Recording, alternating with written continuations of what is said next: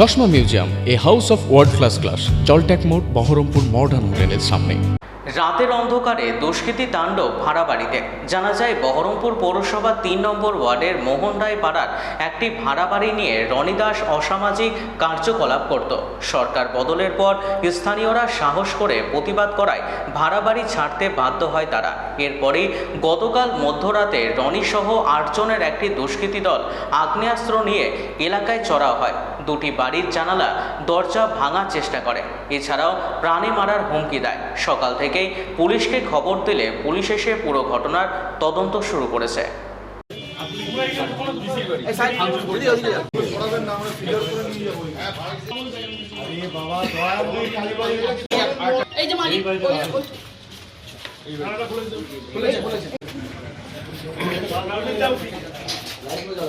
আপনার বাড়িতে কিছু হয়েছে কি? আমি থাকতাম না, আমি পাশে বাড়িতে থাকতাম, আমার ভাইটা উনি মারা গেছে।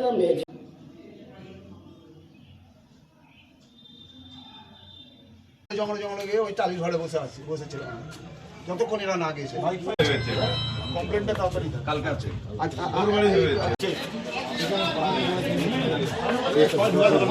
কাল রাত্রে আমার বাড়িটা ভাঙচুর করেছে, আর আমার ছেলেকে বলছে, আমার স্বামীকে বলছে তুই চুপ কর, তোর ছেলেকে এখানে বার করে দে, আমি তোর ছেলেকে মেরে পুঁতে রেখে দিব, তোরা জানতেই পারবি না কখন কোথায় মারলাম। পাশের বাড়ি ভাড়াটিয়ার ছেলে ছিল। হ্যাঁ, আজকে ওদের বাড়িতে অনেকদিন ধরে লোকজন আসে, আমি দেখি করি, কিন্তু আমি ইদানিং আমি থাকতে পারছিলাম না, আমার বাড়িতে লোক দাঁড়িয়ে থাকতো, ওদেরই লোক। হ্যাঁ, এইটাই আমার কথা। ওরা ভাঙলো যেহেতু ওরা ভাড়া উঠে গেছে, হ্যাঁ, ভাড়া তুলে দেওয়া হয়েছে, সেহেতু ও কালকে রাত্রি 1:30টার সময় এসে আমার বাড়িতে ভাঙচুর করে গেছে। আমি এখন চাইছি ছেলেটা শাস্তি হোক। আমার ছেলেকে বলছে মেরে পুঁতে রেখে দেবো, মার্ডার করে দেবো, আমার স্বামীকে বলছে মার্ডার করে দেবো। আমি খুবই আতঙ্কে আছি, আমি ছেলেকে বাইরে পাঠাতে পারছি না। আমার বাড়িতে ভাড়া আছে মোটামুটি এরকম 13 বছর তো 3 মাস এরকম। 13 বছর না, তখন আমরা এখানে বাড়িতেই ছিলাম। আমরা এখান থেকে 21 সালে শেষে ডিসেম্বর মাসে আমরা এখান থেকে একটা ট্রান্সফার বলতে আমার ভাইরা ভাই এবং ভাইরা ভাই মারা যায়। ওখানে আমার এক ভদ্র আমার একটা মেয়ে থাকে, বাচ্চা মেয়ে, সেই মেয়েটাকে দেখাশোনা করার জন্য আমি 10 নম্বর মোটরপাড়া ওখানে আমি থাকি এবং এই ভাড়াটিয়ায় থাকে। আর আমরা যতদিন আমরা ছিলাম ততদিন কোনো রকম কোনো সমস্যা দেখা দেয়নি বা হয়নি। পরবর্তীকালে কিছুদিন পর, কিছুদিন 2-3-4 বছর পর আমাদেরকে কিছু আমাদের পাড়ার লোক বলেছিল যেখানে বাইরের থেকে মেয়ে ছেলে বা ছেলে এরকম আছে। তা আমি মাঝে মধ্যে সন্ধ্যেবেলায় আসতাম, তখন কিন্তু কোনোদিন সচক্ষে আমি কোনোদিন দেখিনি, তবে আমি এটা শুনেছি যে এটা আসতো। তা এইসব ঘটনা হওয়ার পর তখন আমাকে পাড়ার লোক আমাকে চাপ দেওয়ার পর আমি ওনাদেরকে বলি যে আপনারা উঠে যান, এবং তাদেরকে সময় দেওয়া হয় 7 দিন। 7 দিন থেকে 1 মাস, 1 মাস থেকে 1.5 মাস সময় নিয়েছিল। 1.5 মাস সময় নেওয়ার পর গত সোমবার, মোটামুটি ধরে এখন আজকে 8 তারিখ, এই 26-27 তারিখে ওনারা ট্রান্সফার হয়ে ওরা চলে যান। চলে যাওয়ার পর ইন্ডিমেন্টে তখন দেখা যাচ্ছে যে গতকালকে যে ঘটনাটা ঘটেছে, তখন দেখা যাচ্ছে আমার ভাড়াটিয়া যারা ছিলেন তারই ছেলে ঘটনাটা ঘটিয়েছে। এবার আপনি সব শুনলেন এবং অন্যান্যদের মুখে।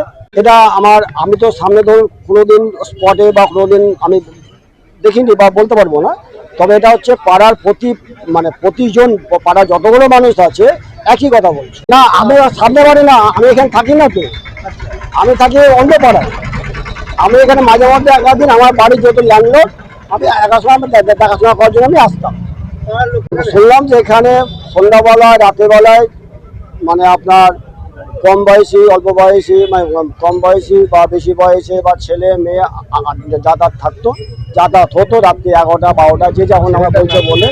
সেটার নাম হচ্ছে, ডাক নাম রনি, ভালো নাম হচ্ছে আপনার রাহুল দাস, যেটা ঘটনাটা ঘটিয়েছে ভাড়াটিয়ার যে ছেলে। এখন পর্যন্ত আমরা আমি শুনিনি বা আমি এটা ব্যাপারে বলতে পারবো না। অন্যায় পাড়ায় 2-3টি বাড়িতে উন্মত্ত তৃণমূলের ছেলেরা মদ্যপ অবস্থায় এসে ধ্বংসলীলা চালিয়েছে।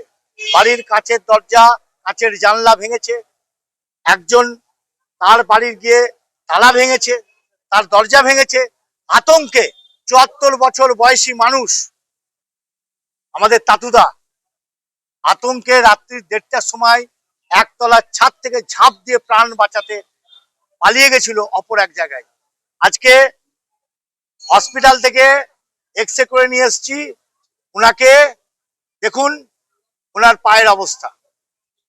তো এই অবস্থায় আজকে আমাদের সরকার আসার পরও তৃণমূলের যারা দুষ্কৃতী তারা এখনো এই ধরনের তাণ্ডব লীলা চালিয়ে যাচ্ছে। তার কারণ হচ্ছে একটাই, যে এখানে এক বাড়িতে ভাড়া থাকতো একটি ছেলে, সেই ছেলে এখানে মদের আসর বসাতো, কোনো কোনো সময় দেহ ব্যবসার সাথেও যুক্ত ছিল এবং এই ঘরেই হতো। সরকার আমাদের আসার পর এখানকার মানুষ সম্মিলিতভাবে সেই বাড়ির মালিককে বলে যে আপনার এই ভাড়াটিয়াকে এখান থেকে উঠিয়ে দিন। মালিক সঙ্গে সঙ্গে ভাড়াটিয়াকে নোটিশ করে এবং তারা এখান থেকে উঠে যায়। গত ১ মাস চুপ করে থাকার পর এরা গত রাত্রে এসে এখানে এই তাণ্ডব লীলা চালিয়েছে। আমার পুলিশের কাছে বক্তব্য, তারা এখান থেকে তাণ্ডব লীলা চালাবার পর খাগড়া ফাঁড়িতে গিয়ে তারা দাঁড়িয়েছিল। খাগড়া ফাঁড়ির পুলিশ অফিসার তাদের ছবি তুলেছে। আর যারা এফেক্টেড তারা যখন খাগড়া ফাঁড়িতে যায় তখন তাদের খাগড়া ফাঁড়ি থেকে বলা হয় বহরমপুর থানার সাথে আপনারা যোগাযোগ করুন কাল সকালে। কেন এরকম অবস্থা চলবে? এই খাগড়া ফাঁড়ির সম্বন্ধে আমাদের কাছে অনেক অভিযোগ আছে। এখানকার যে পুলিশ অফিসার তিনি সবকিছু বিষয় তাচ্ছিল্য করেন এবং পুরোনো দিনের যারা তৃণমূলের দুষ্কৃতী ছিল তাদের সাথে এনার যোগ সাজস আছে। তা না হলে এত বড় ঘটনা এরা ঘটায় কি করে? এবং রাত্রেবেলায় আমাদের যারা হসপিটালে যায়, খাগড়া ফাঁড়ির তো উচিত ছিল সেই সময় আমাদের যারা এফেক্টেড তাদের কেস নেওয়া, কেস না নিয়ে তাদেরকে কোন রকম কথার উত্তর না দিয়ে তারা বলে সকাল ৮টার সময় বহরমপুর থানাতে যাবে। কেন? কিসের জন্য? এখান থেকে ১ কিলোমিটার নয় খাগড়া ফাঁড়ি, তাহলে ওনাদের দায়িত্ব নেই? এই খাগড়া ফাঁড়ির অফিসাররা প্রত্যেকটা ক্ষেত্রে এই খাগড়া সায়দাবাদ অঞ্চলে এই ধরনের কাণ্ড ঘটতে দিচ্ছে।